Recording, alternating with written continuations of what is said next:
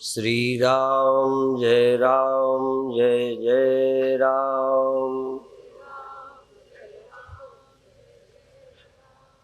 श्री राम जय जय राम। सच्चिदानंद भगवान की, सनातन धर्म की।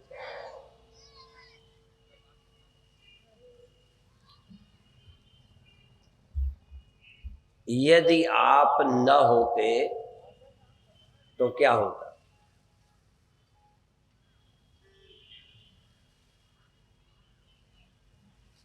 जरा अपने से पूछो कि तुम न होते तो बूढ़े होते, तुम न होते तो मर जाते,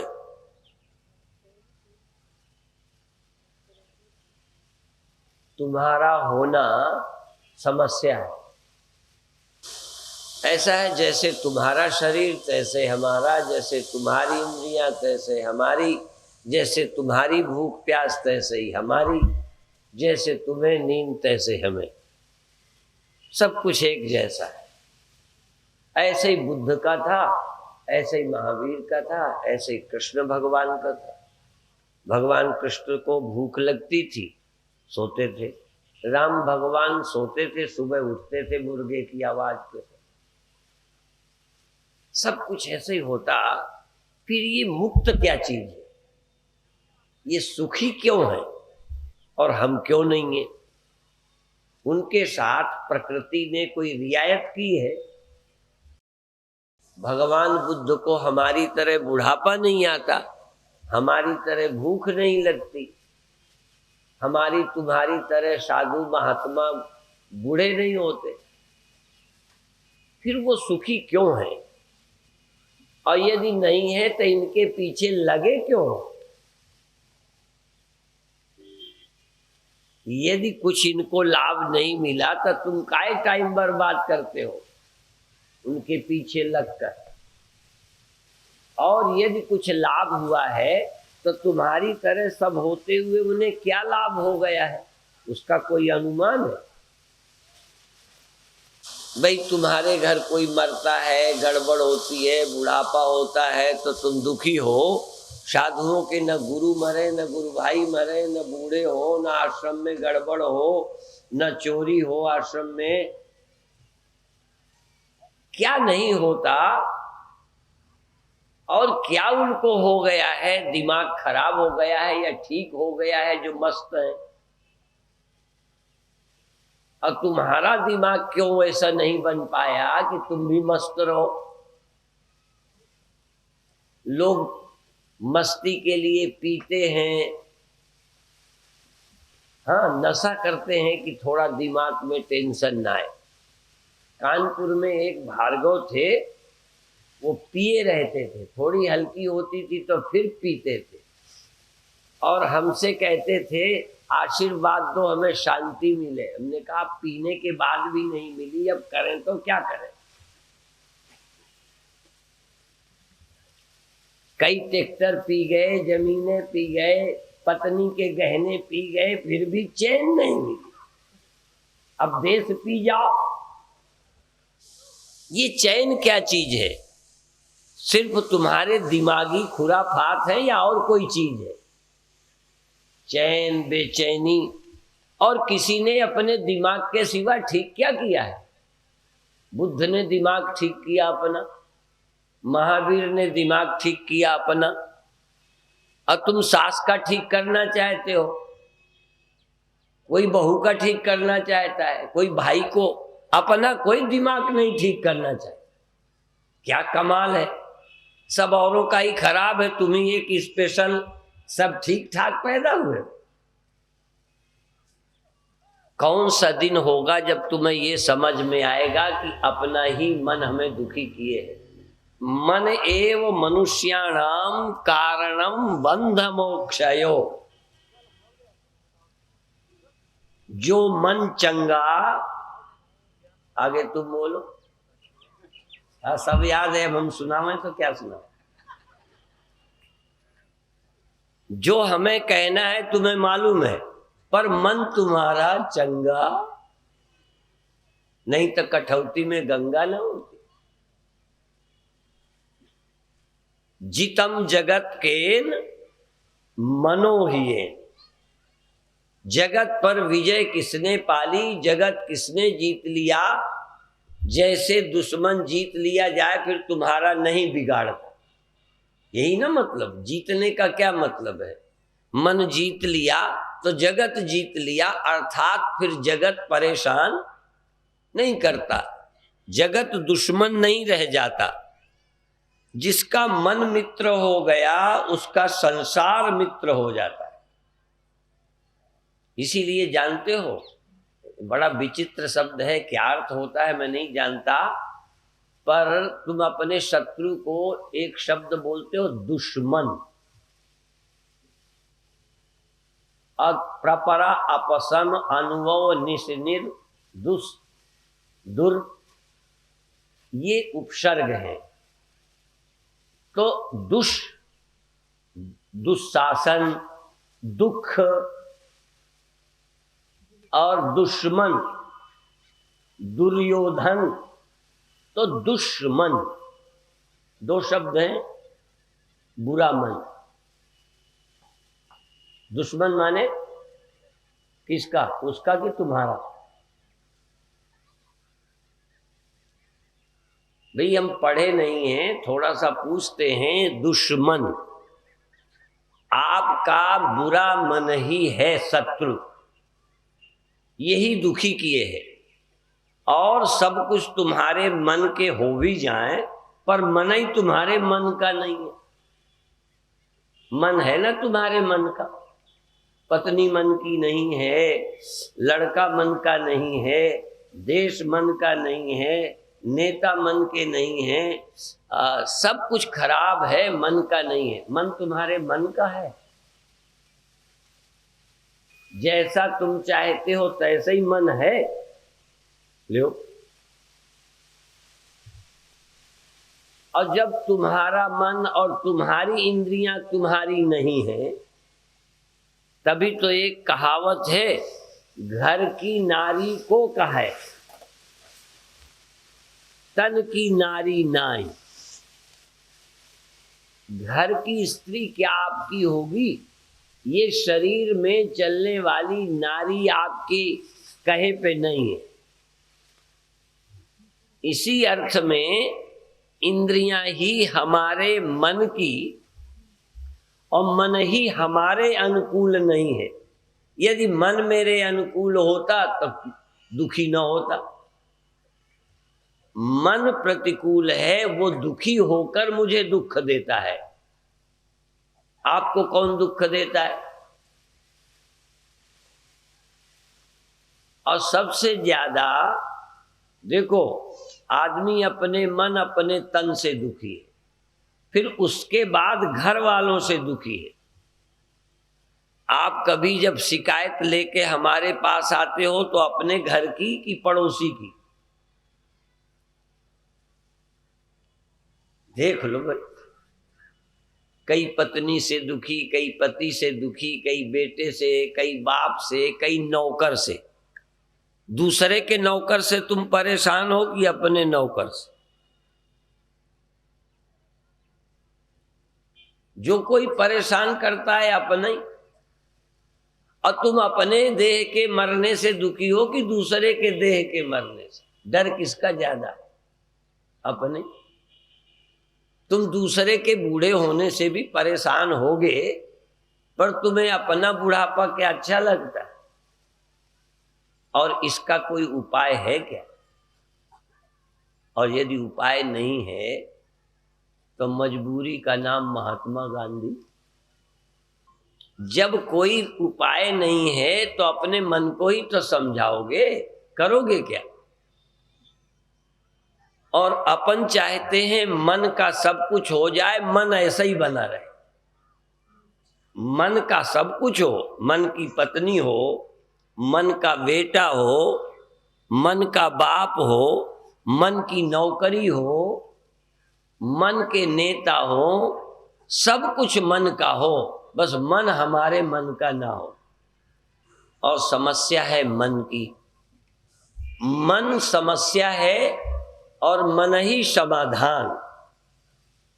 समाधान और श्रम आधान समाधान। समता में चित्त टिक जाए, समता में मन आ जाए, समाधान हो गया। एक विवाह में भी रिश्ता होता है, क्या बोलते हैं उनको, समधि। सम समधि देखे हम आजू। सम देखे, दोनों बराबर, दोनों ज्ञानी, सम समधि, दोनों समझदार। एक ने लड़की दी, एक ने लड़का दी, इसलिए भी समधि दिया दोनों ने। जिसकी बुद्धि बराबर हो, सम हो, हानि में लाभ में, जय में पराजय में, मिलने में बिछुड़ने में, जन्मने में मरने में, आने और जाने में, जगने और सोने में, रजोगुण तमोगुण सत्वगुण में। न द्वेष्टि संप्रवृत्तानि न निवृत्तानि कांक्षति। हमने भी बहुत कोशिश की कि बुढ़ापा ना आए। जब तक एक आध बाल सफेद थे हमने भी उखाड़े, तो जब ज्यादा हो गए अब क्या करें। खिजाब लगा नहीं सकते, लोग कहेंगे लो बाबा होके खिजाब लगाते हैं, तुम तो लगा सकते हो, अपन क्या करें। कई बाबा भी लगाते हैं, कई बाबाओं को देखा बूढ़े ही नहीं होते। जब हम अमेरिका गए, सचमुच ये हंसी नहीं करता, मुझे कोई बूढ़ा नहीं मिला। मैंने कहा ये क्या मामला है, प्रकृति ही बदल गई। तो सब झुर्रियों का इंतजाम किए, बालों को काला किए, लेकिन मरना नहीं हटा पाए। कब तक उपाय करोगे। इसलिए लोकहु वेद न आन उपाऊ। लोकहु वेद, न लोक में कोई उपाय है न वेद में कोई उपाय है। फिर क्या है उपाय। परमात्मा का विज्ञान प्राप्त करो, गुणातीत हो जाओ, देहाभिमान छोड़कर ब्रह्माभिमान करो। देहो हम छोड़ो, शिवो हम, चैतन्यो हम। हम कौन है ये खोजो। मैं की ममता छोड़कर, मैं की आदत, मैं का अभ्यास अध्यास छोड़कर मैं। इसीलिए भक्त लोग कहते हैं मैं बकरी की तरह, इसको छोड़ो। तुम कौन हो खोजो। स्वामी राम जब विदेश गए थे तो वहां भी यही संदेश देने गए थे और कहते थे कोशिश करो जानो कि मैं कौन हूं। Try to know thyself. कोशिश करो यह जानने की कि मैं कौन हूं। आप कहते हो हम जानते ही हैं, फला के लड़के हैं और क्या जाने, इतने वर्ष के हैं, इतना पढ़े हैं, फला जगह नौकरी करते हैं, जानते तो हैं। यदि इसी का नाम जानना है तो ग्रंथ और साधु पागल हो गए हैं। वो कहते हैं अपने को जानो, और आप अपने को जानते ही हैं। स्वप्न में भी आप जानते ही थे, जागे तो पता चला सारा घपला था वो तो। स्वप्न में जानते थे, जो जानते थे सच्चाई मानते थे, कहीं संदेह नहीं था। परंतु जागने पर पता चलता है कि वो स्वप्न था। अभी भी जब तुम जानोगे ना कि तुम कौन हो, तो अभी तक जो जाना है ये स्वप्न है। मोह निशा को सोवन यारा, क्या बोला है चौपाई, मुझे जरा याद नहीं आती, तुमसे पूछता रहूंगा। मोह निशा सब सोवनिहारा, देखई स्वप्न अनेक प्रकारा। यही जग यही जग जामिनी जागही जोगी।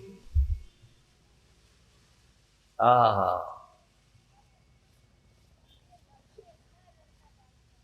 या तो ये रामायण को जला दो, वेदों को फूंक दो और साधुओं को जिंदा ही गाड़ दो, क्योंकि ये तुमसे विपरीत कुछ समझाते रहते। जो आम लोगों की समझ की बात है उससे उल्टी बात करते हैं। कहते मोह निशा सब सोव निहारा, देखई स्वप्न अनेक प्रकारा, यही जग जामिनी जागही जोगी। जोगी जो प्राणायाम करते हैं, जो आसन करते हैं। क्योंकि अमेरिका में जब भारत का योग गया तब उसका नाम योगा हो गया। हाँ, योग का योगा। और योग के 7 चीजें खत्म। यम नियम आसन प्राणायाम प्रत्याहार धारणा ध्यान समाधि में से 7 गए, सिर्फ आसन ही योगा। पर यहां जानते हो, ये ही जग जामिनी जागही जोगी। इस जगत में यही जग, इस जगत में केवल योगी जागते हैं। यही जग जामिनी जागही जोगी परमार्थी। ये परमार्थ शब्द का विचार किया है। शब्दों का बड़ा महत्व होता है। शब्दों का एक अपना गहराई और अभिप्राय है। परमार्थ शब्द हम सुनते थे तो हम समझे थे दान धर्म करने को परमार्थ कहते, मंदिर जाने को परमार्थ कहते, थोड़ा किसी की सेवा करने को परमार्थ कहते। ऐसे ही समझते थे, क्योंकि हम भी तो तुम्हारी तरह जन्मे जिए रहे पले। पर जब हमने उपनिषद देखे तब पता चला 3 अस्तित्व होते हैं। 3 अस्तित्व। एक प्रातिभाषिक अस्तित्व, प्रतीति होने वाला स्वप्नवत अस्तित्व। स्वप्न प्रतीत होते हैं, उनको भी हमने कहा आज ये स्वप्न हुआ है। हुआ है तभी तो कहते हैं, हुआ है, दिखा है, इसलिए उसको बोलते हैं प्रातिभाषिक। और जो घड़ा बनाया, ये जो चीजें बनी हैं काम आती हैं, हंसिया है, चाकू है, घड़ा है, गहना है, इनका है व्यवहारिक अस्तित्व। व्यवहारिक, काम में आने वाले, व्यवहार में आने वाले अस्तित्व, पर पारमार्थिक नहीं है, यथार्थ में नहीं है। हैं, काम आते हैं पर यथार्थ नहीं है। यथार्थ में चाकू नहीं है, हंसिया नहीं है, खुरपी नहीं है, वास्तव में लोहा है। बात समझ में आई? यदि हम दोनों को अलग करें तो दोनों में से सच कौन निकलेगा? 50%। 50% चाकू, 50% लोहा, कि 100% लोहा। तो फिर वो क्या है? इसीलिए जब मैं विदेश गया, मुझे इंग्लिश तो नहीं आती, परंतु विदेशियों को कुछ समझने समझाने के लिए वहां के शब्द सीखना चाहा, कि ध्यान के समय कुछ शब्द बोलूं जिससे इनको ध्यान में मदद मिले। तो वहां के लोग भी बोलते हैं सुप्रीम ट्रूथ।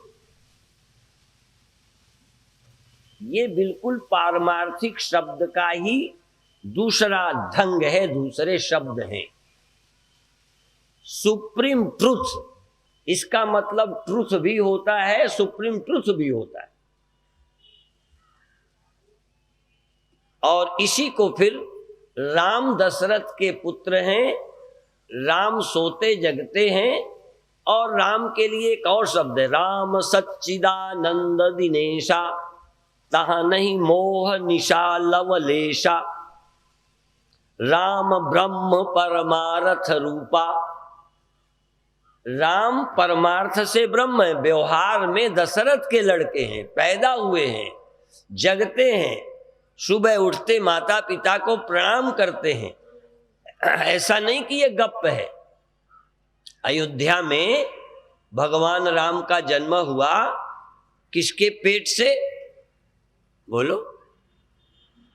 हाँ, कौशल्या के पेट से जन्मे, आकाश से नहीं टपके। और राम के भाई थे, राम का विवाह हुआ, राम सुबह उठते थे, गप नहीं है, उठते थे 4 बजे, ये झूठ नहीं है, उठते थे, सुबह उठ जाते थे, उठकर माता पिता को प्रणाम करते थे, संध्या करते थे। संध्या करन चले 2 भाई।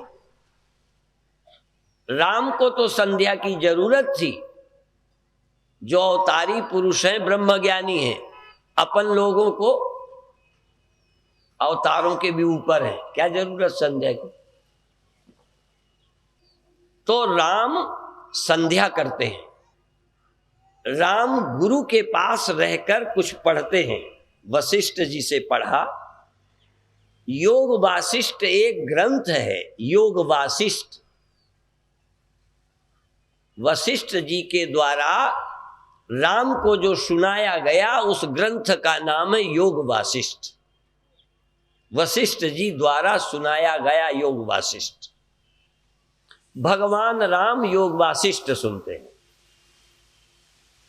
और वशिष्ठ जी राम को समझाते हैं। आज राम, श्लोक सुना दूं मैं। आज राम रमात्मानम, आज राम न जन्मने वाले राम। शुरुआत यहां से, आज राम रमात्मानम अबुद्ध्वा परिरोदशी। ऐ अजन्मा राम, न पैदा होने वाले राम, तुम न जान करके रो रहे हो। तुम समझते हो हम पैदा हुए हैं, मर जाएंगे। आज राम रमात्मानम अबुद्ध्वा परिरोदशी। हा हतो हम अनाथो हम नष्टोस्मीति बपुर छे। साध्वी ऋतंभरा बच्चों को बार बार बताती हैं वात्सल्य ग्राम। भगवान कृष्ण अनाथ नहीं है, मां से वंचित हैं, पिता से वंचित हैं, पर कृष्ण बल्कि औरों के नाथ, कीर्तनों के नाथ, स्वयं कैसे अनाथ। राम को भी वशिष्ठ कहते हैं कि तुम सोचते हो आज राम, तुम न पैदा होने वाले राम अपने को जन्मा समझते हो। आज राम रमात्मानम अबुद्ध्वा परिरोदसी। हा हतो हम अनाथो हम नष्टोस्मीति बपुर छे। शरीर के नष्ट हो जाने पर मैं नष्ट हो जाऊंगा, ये सोचते हो। सुनते हैं राम पीले पड़ गए जवानी में, बड़ी चिंता करते। असल में आप समझते होगे हम ज्यादा दुखी हैं, जो समझदार हैं वो ज्यादा दुखी। देश के लिए रोएं तो समझदार, परिवार बिगड़ने के लिए रोएं तो समझदार, और अपनी मुक्ति के विषय में चिंता करें तो समझदार। बाकी तो कहते नरक स्वर्ग जो होगा देखेंगे। कबीर साहब ने कहा है, कबीर साहब कितने बड़े ज्ञानी, पर कैसे ज्ञानी हुए, चिंता थी इसलिए।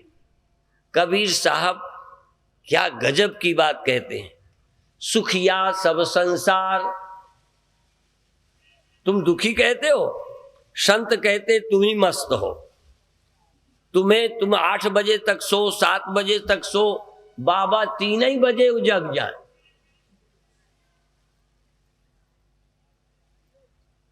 क्यों? साधु ज्यादा चिंता करता है। और भी हमने रामायण में सुना, जब राक्षस बढ़ गए तो राजा दशरथ को चिंता नहीं हुई, क्योंकि इनका तो गुंडों से समझौता हो जाता है कि हमारा एरिया बचाना, ऐसा करना, पार्टी वालों को ना बोलना। दशरथ को चिंता नहीं हुई, राक्षसों के बढ़ने से चिंता हुई विश्वामित्र को। विश्वामित्र को चिंता हो गई। तो ऐसे ही आप समझ लो, तुम ज्यादा सुखी हो, हमारे चक्कर में मत पड़ना। नहीं, तुम बुढ़ापे तक दुखी रहोगे, परमात्मा भी नहीं मिला, समाधि नहीं लगी, मोक्ष होगा कि नहीं होगा। मोक्ष मानो ही मत, होने न होने का चक्कर ही खत्म। मोक्ष मानोगे तब तो ढूंढोगे, पहले कहो न ईश्वर है न मोक्ष है। यावत जीवेत सुखम जीवेत, ऋणम कृत्वा घृतम पीवेत, भस्मीभूतस्य देहस्य पुनरागमनम कुतः। कौन आता है कौन जाता है, बेकार पागल मत बनो।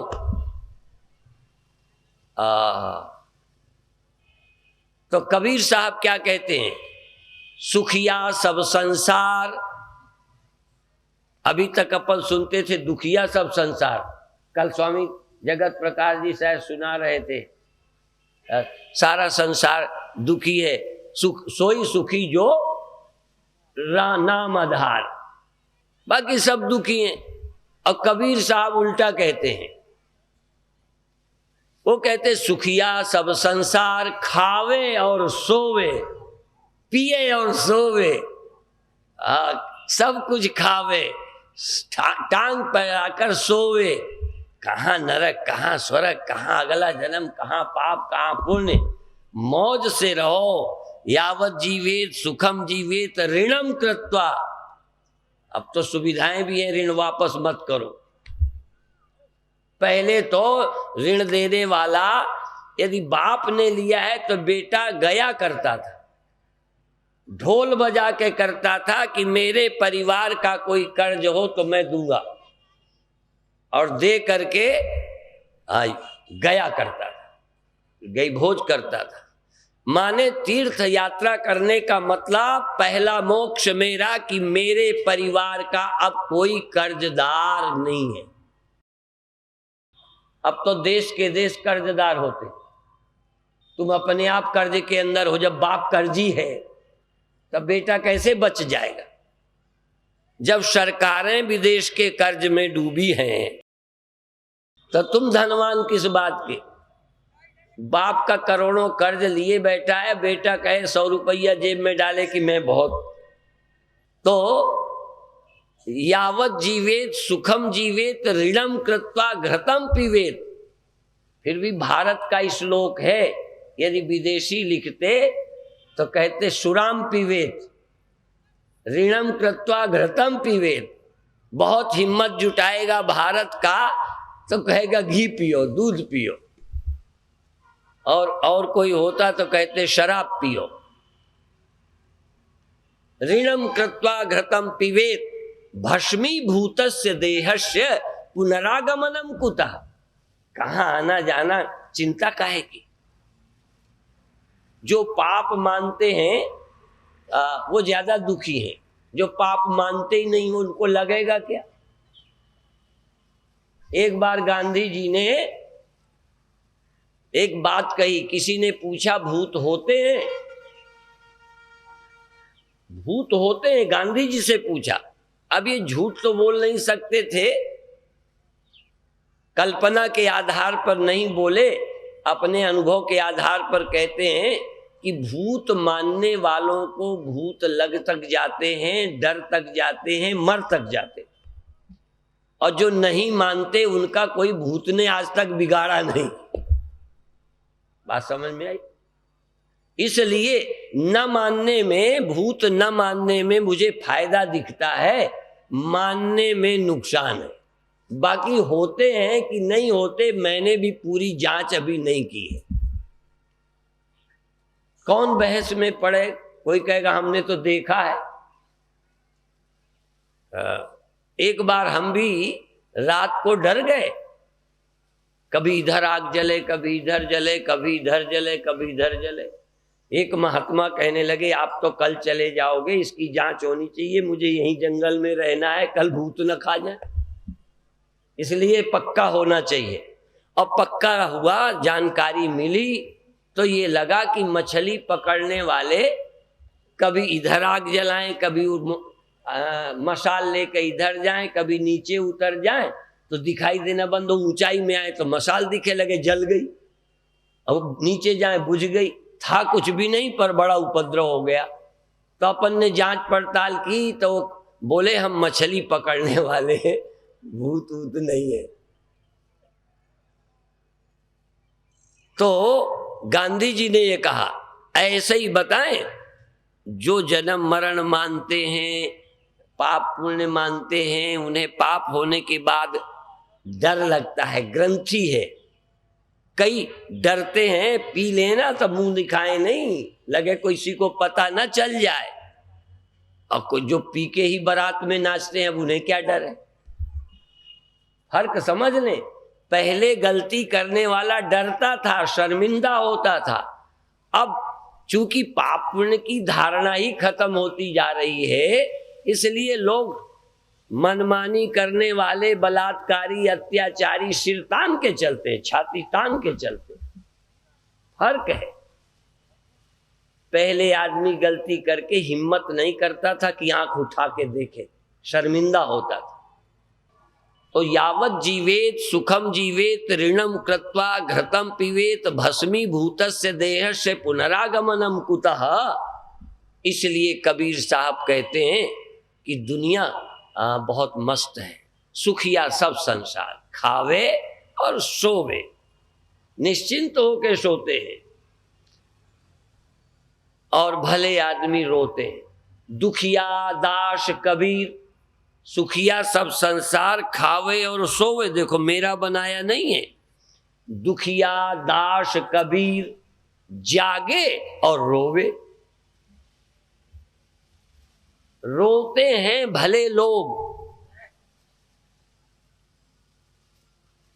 रावण दबदबा बना के बोलता है, विभीषण के लात जूता करता है। नहीं समझ में आया। अब दुखी होगा तो विभीषण होगा, रावण काहे को होगा? और ये जो बदमाश है ना, ये एक दिन मरते हैं। कमजोर दिल के बेचारे रोज मरते रहते। खैर, तो अब आखिरी बात क्या है कि राम ब्रह्म, देखो राम दशरथ पुत्र हैं, सही सदा सरथी राम। राम के माता पिता हैं, राम का जन्म हुआ है, और राम उस रिश्ते को निभाते हैं, पिता को पिता मानते हैं, पिता की आज्ञा मानकर जंगल चले जाते हैं। और राम परमार्थता, राम ब्रह्म परमार्थ रूपा, राम परमार्थ रूप से ब्रह्म है, तत्वतः ब्रह्म है। असलियत में इसी तरह हनुमान की बात आती है। राम ने हनुमान जी से पूछा तुम कौन हो? कहते हैं अच्छा, इतने दिन साथ हो गए, रहते नहीं जानते? हाँ, मैं आपका चेला, आपका सेवक, आपका दास हूं।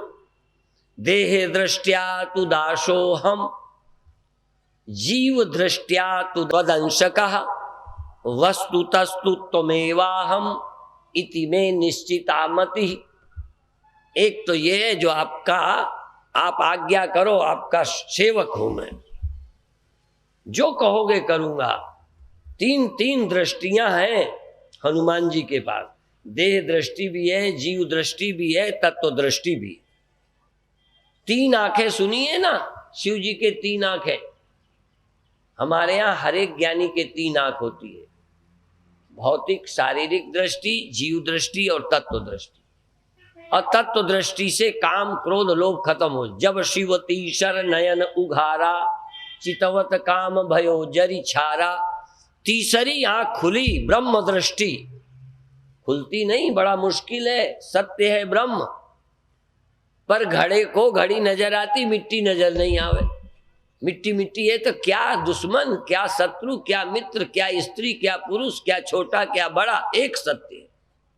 ब्रह्म सत्यम जगन मिथ्या, जीवो ब्रह्मैव न परः। एक सत्य, सत्य एक है, बाकी तो सब बनावट है। लेकिन तीसरी आंख खुलना सबसे कठिन है। तीसरी आंख, ये पहले तो प्राकृतिक आंख। प्राकृतिक आंख, ना कोई बहन, ना कोई मां, ना कोई बाप। जानवर कोई मानते हैं? तो प्राकृत दृष्टि ये है, प्राकृतिक दृष्टि ये है जो पशुओं के पास है। धार्मिक दृष्टि है जो आम धार्मिक मनुष्यों के पास है। भारतीयों के पास 2 आंखें, जानवरों के पास 1 आंख, एक। ये स्त्री है, नर और मादा, कुत्ता और कुतिया, गधा और गधी, सांड और गाय, भैंसा भैंस, नर और मादा, और खाना और पीना, और जो गड़बड़ करे दुश्मन। ये जो कुत्ते भी लड़ते, अर्थात एक भौतिक नजर जानवरों के पास है, धार्मिक नजर मनुष्य के पास है। मैं हूं जवान, मेरी बहन भी है, पर वो मेरी बहन है। ये नजर धर्मात्माओं के पास, तीसरी नजर।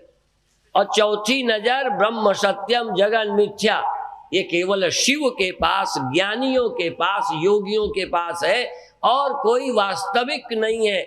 यदि कोई परम सत्य है, सुप्रीम ट्रुथ है, अंतिम सत्य है, उमा कहो मैं अनुभव अपना, सत हरि भजन जगत सब सपना। मैं अपना अनुभव कहता हूं, शिव जी बोले तेरा अनुभव तू जान, मेरा अनुभव तो ये है, एक सत्य है। कौन स्त्री, कौन पुरुष, कौन जन्मा, कौन मरता है, कौन मेरा, कौन तेरा, ये आखिरी नजर है, परम सत्य है, सुप्रीम ट्रूथ। आहा, प्योर कॉन्शियसनेस, जिसमें कोई मिलावट नहीं है, एक दूसरा है ही नहीं। जरा चाकू खुरपी में से, लोहे के औजार में से दूसरा निकालो, है ही कुछ नहीं, एक है। लेकिन हम बनावट में उलझे। एक बार मैं हिसार में, हरियाणा में था, अब से 40 साल पहले की बात, 40 साल। पीतल का जूता रखा था, पीतल का। मैं पहले समझूं क्या है, फिर कहने लगे वो सिगरेट झाड़ने के लिए। 100 पीस ऐसे होते हैं देखने में, और उनके इस्तेमाल का होता है। तो पीतल का जूता सिगरेट झाड़ने के लिए था।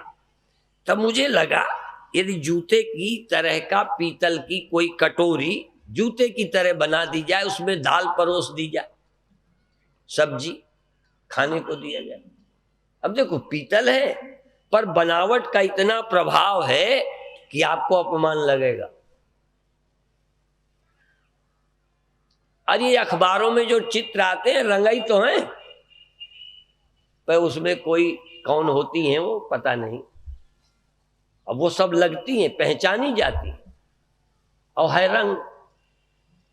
असल में जिसकी जिसे वासना होती है वही दिखने लगता है। अब खजूर है, खजूर का एक डंठल तोड़ लो, ले झाड़ू हो गए। वो झाड़ू कहाँ है? हमें चूंकि जरूरत है इसलिए हमें झाड़ू लगती है। हमें जिसकी जरूरत है उसमें वस्तु में हम वो देखने लगते हैं। किसानों को चाहिए खुरपी, खुरपी देखते हैं, है तो लोहा।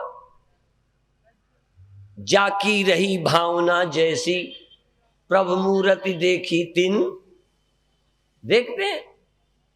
और जब हमें मोक्ष चाहिए कि दूसरे से जलन होती है, क्रोध की द्वैतक बुद्धि बिना दूसरे के क्रोध, बिना दूसरे के काम, बिना दूसरे के मोह ममता नहीं होती। मेरा तेरा हो तो मरण होता है।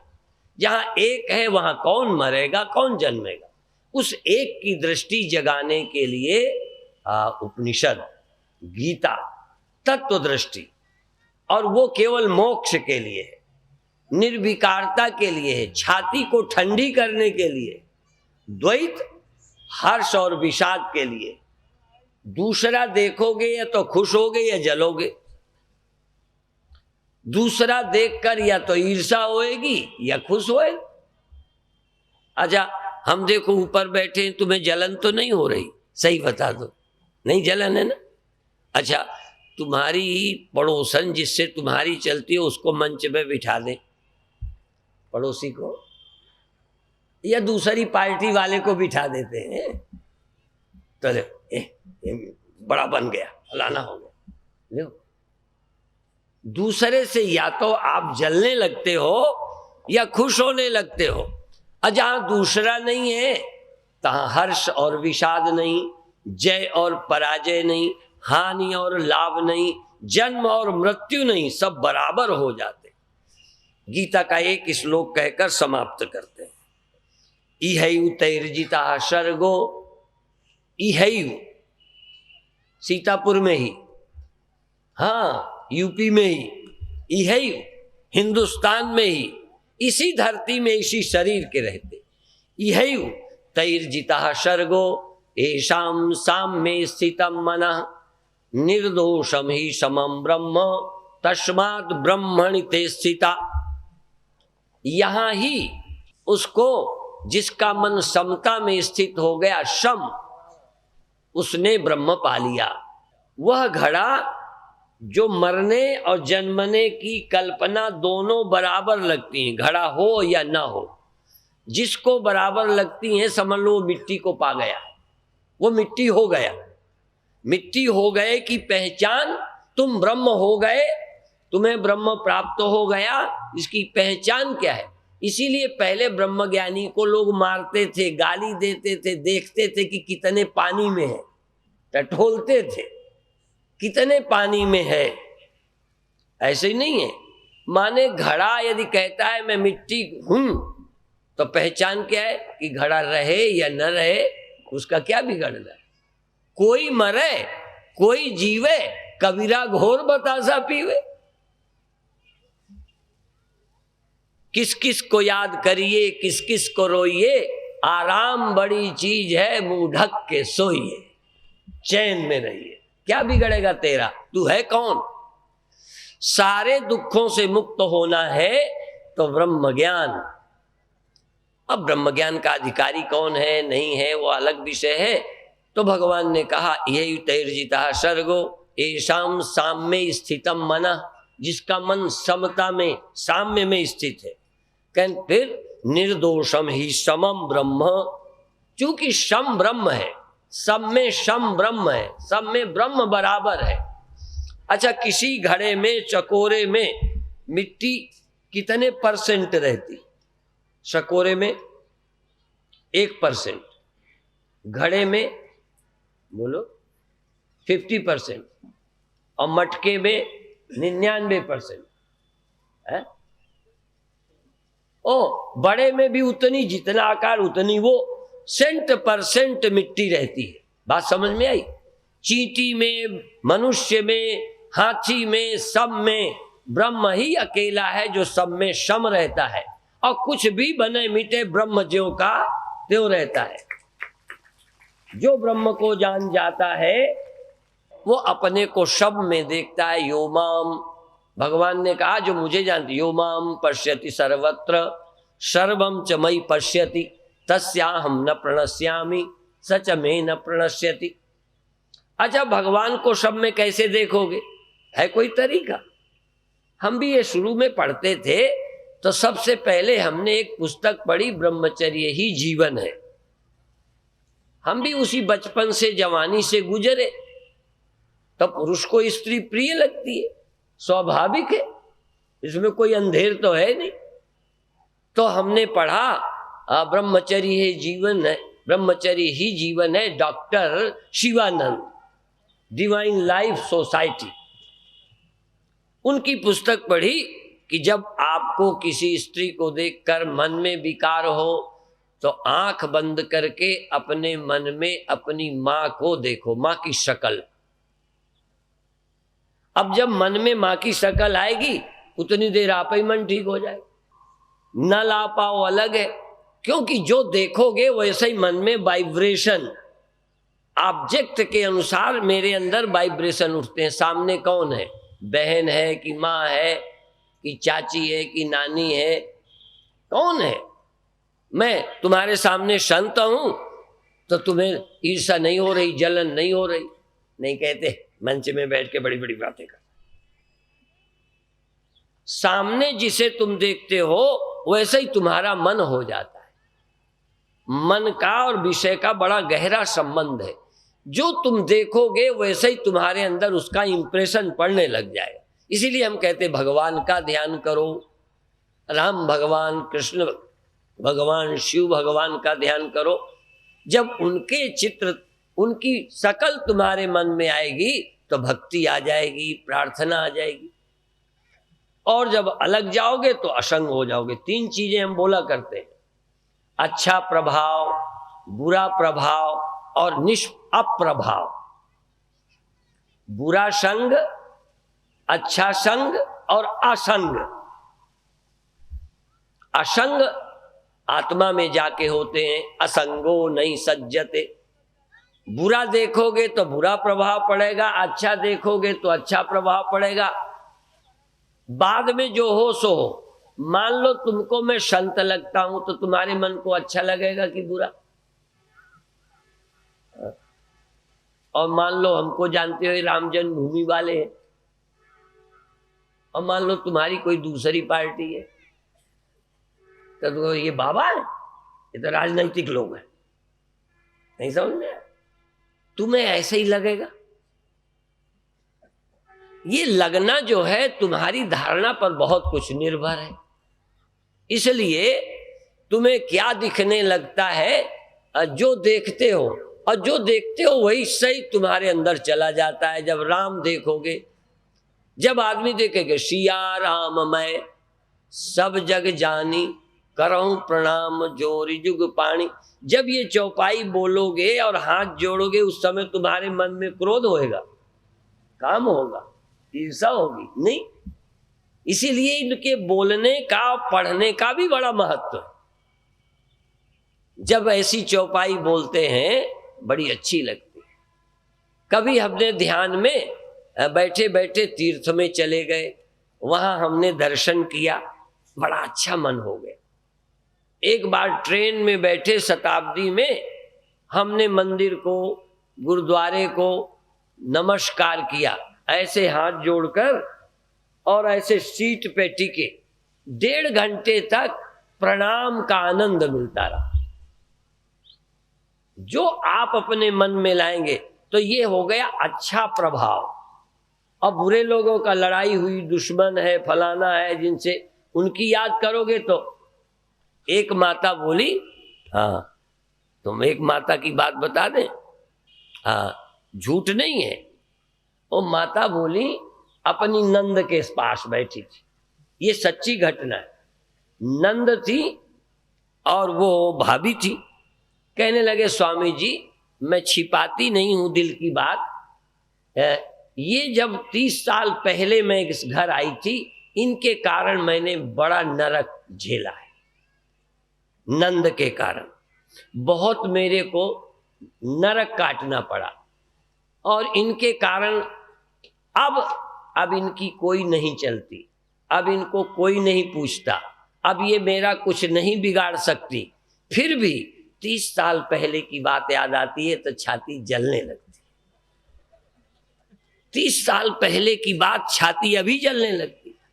आग बुझ गई, आग 30 साल पहले पर याद आते ही अभी जलने लगते।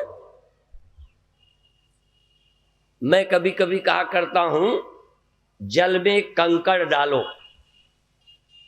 तो एक गोले गोले बनते, लहरें बनती हैं। डाला कभी?